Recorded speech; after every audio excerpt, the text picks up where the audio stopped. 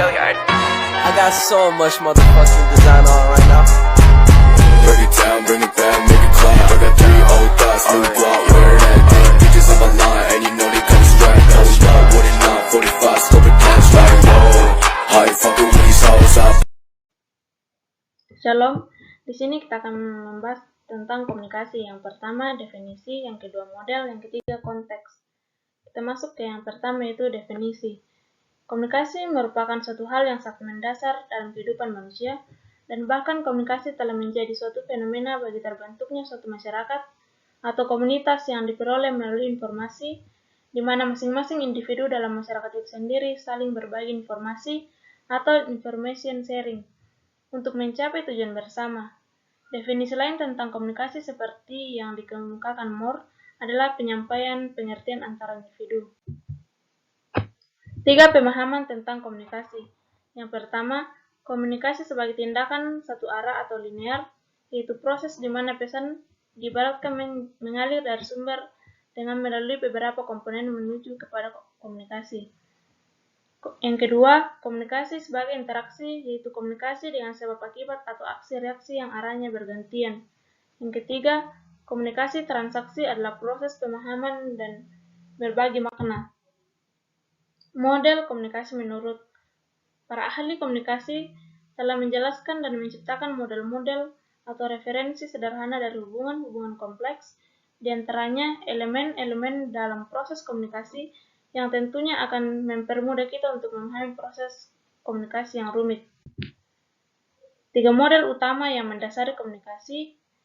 Yang pertama, model komunikasi linear Claude Shannon, seorang ilmuwan Bell Laboratories, yaitu profesor di Massachusetts Institute of Technology, dan Arlen Efer, seorang konsultan pada sebuah proyek di Solon Foundation, mendeskripsikan sebagai komunikasi sebagai proses yang linear.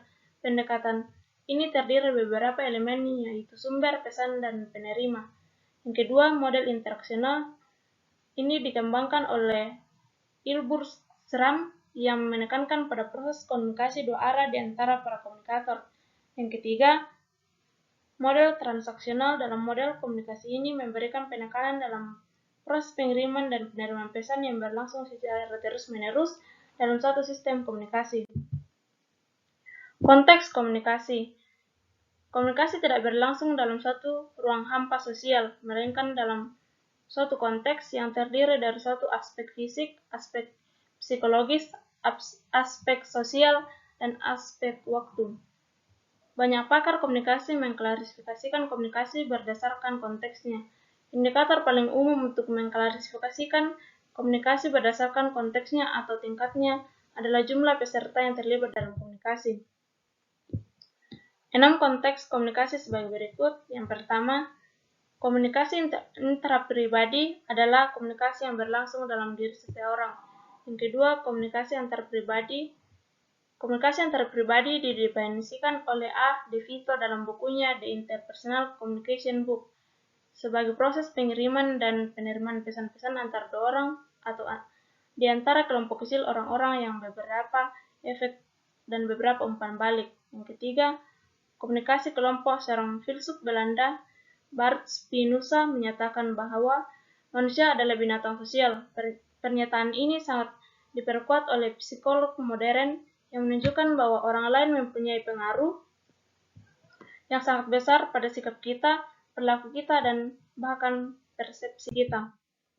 Yang keempat, komunikasi publik ialah komunikasi di antara seseorang pembicara dengan sejumlah besar khalayak yang tidak bisa dikenali satu persatu, sebagaimana dapat dilihat dalam pidato, ceramah, seminar, dan sebagainya. Yang kelima, komunikasi massa merupakan salah satu unsur utama dalam segala kegiatan kehidupan manusia, baik secara pribadi maupun kelompok. Yang terakhir, komunikasi organisasi yang merupakan satu kumpulan atau sistem yang melalui satu hierarki, jenjang, dan pembagian kerja supaya mencapai tujuan yang ditetapkan.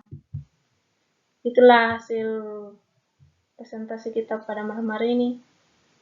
Diucapkan terima kasih.